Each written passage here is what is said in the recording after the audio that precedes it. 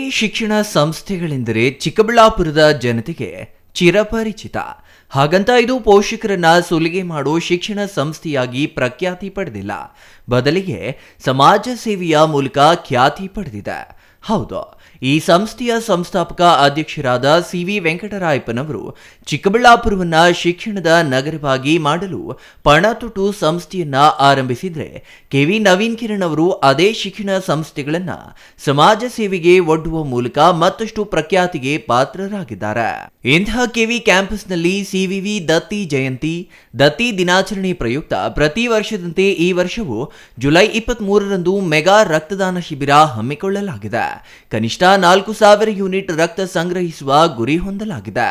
ನಗರ ಹೊರವಲಯದ KV campus ಕ್ರೀಡಾಂಗಣದಲ್ಲಿ July 30ರಂದು ನಡೆಯಲಿರುವ ಸಿ.ವಿ. ವೆಂಕಟರಾಯಪ್ಪನವರ 29ನೇ ದತ್ತಿ ದಿನಾಚರಣೆ ಅಂಗವಾಗಿ ಪತ್ರಕರ್ತರಿಗಾಗಿಯೇ ಹಮ್ಮಿಕೊಂಡಿದ್ದ ಕ್ರೀಡಾಕೂಟದ ವೇಳೆ ಸುದ್ದಿಗಾರರೊಂದಿಗೆ ಮಾತನಾಡಿದ ನವೀನ್ ಕಿರಣ್, ಚಿಕ್ಕಬಳ್ಳಾಪುರ ರಕ್ತದಾನಿಗಳ ರಾಜಧಾನಿಯಾಗಲಿ ಎಂದು ಕರೆ ನೀಡಿದರು.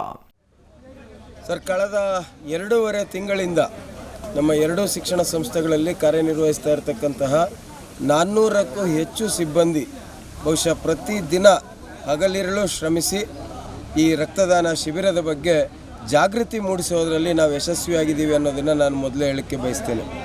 ಇವತ್ತಿಗೆ ಸುಮಾರು 14,000ಕ್ಕೂ ಹೆಚ್ಚು ಜನ ನಾವು ಬಂದು ರಕ್ತದಾನ ಮಾಡ್ತೀವಿ ಅಂತ ಆನ್ಲೈನ್ ಮುಖಾಂತರ ನೋಂದಾವಣಿಯನ್ನು ಮಾಡಿಕೊಂಡಿರೋದನ್ನು ನಾವು ದಾಖಲೆ ಸಮೇತ ಕೊಡ್ತೀನಿ. ನಾನು ಈ ರೀತಿಯಾದಂತಹ ಒಂದು ಜಾಗೃತಿ ಮತ್ತು ಒಂದು ಕ್ರಾಂತಿ ಅಂತ ನಾನು ಹೇಳ್ತೇನೆ. ಚಿಕ್ಕಬಳ್ಳಾಪುರ ಜಿಲ್ಲೆಯಲ್ಲಿ ಇವತ್ತು ರಕ್ತದಾನದ ಬಗ್ಗೆ ಒಂದು ಕ್ರಾಂತಿಯಾಗಿದೆ. ಈ ಕ್ರಾಂತಿಯನ್ನು ಇದೇ ರೀತಿ ಮುಂದುವರಿಸ್ಕೊಂಡು ಹೋಗಬೇಕು ನಾವು. ಮತ್ತು ಪ್ರತಿಯೊಬ್ಬ ರಕ್ತದಾನಿ ಯಾರ್ಯಾರು ನೋಂದಾವಣಿಯನ್ನು ಮಾಡ್ಕೊಂಡಿದ್ದೀರಿ, ಮಾಧ್ಯಮದ ಮುಖಾಂತರ ನಿಮಗೆ ನಾನು ಕೈ ಜೋಡಿಸಿ ಈ ಕಾರ್ಯಕ್ರಮಕ್ಕೆ ಬಂದು ಈ ರಕ್ತದಾನ ಶಿಬಿರವನ್ನು ಯಶಸ್ವಿ ಮಾಡಬೇಕು ಅಂತ ಮನವಿ ಮಾಡ್ತಾ ಇದ್ದೇನೆ. ಈ ಬಾರಿ ನಾವು 5,000 ಯೂನಿಟ್ಗಳ ಒಂದು ಗುರಿಯನ್ನು ಇಟ್ಟುಕೊಂಡು ಕಳೆದ 2.5 ತಿಂಗಳಿನಿಂದ ಅತ್ಯಂತ ಶ್ರಮ ಹಾಕಿ ಕಾರ್ಯಪ್ರವೃತ್ತರಾಗಿ ನಮ್ಮ ಸಿಬ್ಬಂದಿ ವರ್ಗದವರು ಕಾರ್ಯಕ್ರಮವನ್ನು ರೂಪಿಸ್ತಾ ಇದ್ದಾರೆ. ಇದರ ಜೊತೆಗೆ ಸುಮಾರು 6,000ರಿಂದ 7,000 ಜನ ದಾನಿಗಳನ್ನು ಖುದ್ದಾಗಿ ನಾನು ದೂರವಾಣಿ ಮುಖಾಂತರ ಮಾತನಾಡಿ ಆಹ್ವಾನ ನೀಡಿದ್ದೇನೆ. ಈ ಬಾರಿ ಒಂದು ರೀತಿ ಕಳೆದ ಬಾರಿ ಬಂದಾಗ ನಾವು ಅರ್ಧ ಗಂಟೆ ಕಾಯಬೇಕಿತ್ತು, 1 ಗಂಟೆ ಕಾಯಬೇಕಿತ್ತು ಅಂತ ಹೇಳಿದ್ರು. ಆದರೆ ಈ ಬಾರಿ ಆ ರೀತಿ ಯಾವುದೇ ರೀತಿ ಆಗದ ಹಾಗೆ ಪ್ರತಿಯೊಂದು ವಿಭಾಗದಲ್ಲಿ ಅಂದರೆ BP ಚೆಕ್ ಮಾಡೋ ಜಾಗದಲ್ಲಿ ಒಂದು 50 ಜನ ತಜ್ಞರನ್ನು ಅಲ್ಲಿ ಏರ್ಪಾಟು ಮಾಡಿದ್ದೇವೆ.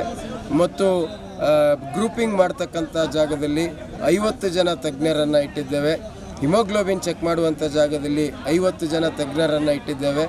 ಮತ್ತು ಒಟ್ಟು 250 ಹಾಸಿಗೆಗಳ ಒಂದು ವಿಶಾಲವಾದಂತಹ ಜಾಗವನ್ನು ಇವತ್ತು ನಾವು ರಕ್ತದಾನ ಮಾಡಲಿಕ್ಕೆ ಸಿದ್ಧಗೊಳಿಸಿದ್ದೇವೆ. ಎಲ್ಲ ರಕ್ತದಾನಿಗಳಿಗೆ ಈ ಬಾರಿ ನಿಮಗೆ ಯಾವುದೇ ರೀತಿ ತೊಡಕು ಇರೋದಿಲ್ಲ. ನೇರವಾಗಿ ಬಂದು ನೀವು ನಿಮ್ಮ ತಪಾಸಣೆಯನ್ನು ಮುಗಿಸಿ ರಕ್ತದಾನವನ್ನು ಮಾಡಿ ಊಟ ಮಾಡಿ ಇಲ್ಲಿಂದ ನಿರ್ಗಮಿಸ್ಬೋದು ಅಂತ ನಾನು ಮುಕ್ತವಾಗಿ ನಿಮಗೆ ಆಹ್ವಾನವನ್ನು ನೀಡ್ತಾ ಇದ್ದೇನೆ. ಮತ್ತೊಮ್ಮೆ ಸವಿನಯವಾಗಿ ಪ್ರಾರ್ಥನೆಯನ್ನು ಮಾಡ್ತಾ ಇದ್ದೇನೆ. ದತ್ತಿ ಜಯಂತಿ ಅಂಗವಾಗಿ 2002ರಲ್ಲಿ ರಾಷ್ಟ್ರೋತ್ಥಾನ ಪರಿಷತ್ ಸಹಕಾರದಲ್ಲಿ ಪ್ರಾರಂಭವಾದ ರಕ್ತದಾನ ಶಿಬಿರ ಮೊದಲ ಬಾರಿಗೆ ಕೇವಲ 25 ಯೂನಿಟ್ ಸಂಗ್ರಹದಿಂದ ಆರಂಭವಾಯಿತು. ಕಳೆದ 2 ವರ್ಷಗಳಿಂದ 2,000 ಯೂನಿಟ್ ತಲುಪಿದೆ. ಆ ಮೂಲಕ ರಕ್ತದಾನದ ಕ್ರಾಂತಿಯನ್ನುಂಟು ಮಾಡುತ್ತಿದೆ. ಜುಲೈ 23ರಂದು ನಡೆಯುವ ರಕ್ತದಾನ ಶಿಬಿರದಲ್ಲಿ ಕನಿಷ್ಠ 4,000 ಯೂನಿಟ್ ರಕ್ತ ಸಂಗ್ರಹವಾಗಲಿದೆ ಎಂದು ನವೀನ್ ಕಿರಣ್ ವಿಶ್ವಾಸ ವ್ಯಕ್ತಪಡಿಸಿದರು. ಜಿಲ್ಲೆ ರಕ್ತದಾನಿಗಳ ರಾಜಧಾನಿಯಾಗುತ್ತಿದ್ದು, ರಕ್ತ ಸಂಗ್ರಹದಲ್ಲಿ ಚಿಕ್ಕಬಳ್ಳಾಪುರ ವಿಶ್ವ ದಾಖಲೆ ಬರೆಯಲಿದೆ. ಜುಲೈ 23ಕ್ಕೆ ನಡೆಯಲಿರುವ ಸ್ವಯಂ ಪ್ರೇರಿತ ರಕ್ತದಾನ ಶಿಬಿರಕ್ಕೆ ಸಂಘ ಸಂಸ್ಥೆಗಳು, ಸಿನಿಮಾ ನಟರು, ಉದ್ಯಮಿಗಳು ವಿಡಿಯೋ ಮೂಲಕ ರಕ್ತದಾನಕ್ಕೆ ಪ್ರೋತ್ಸಾಹ ನೀಡಿರುವುದು ಸಂತಸ ತಂದಿದೆ.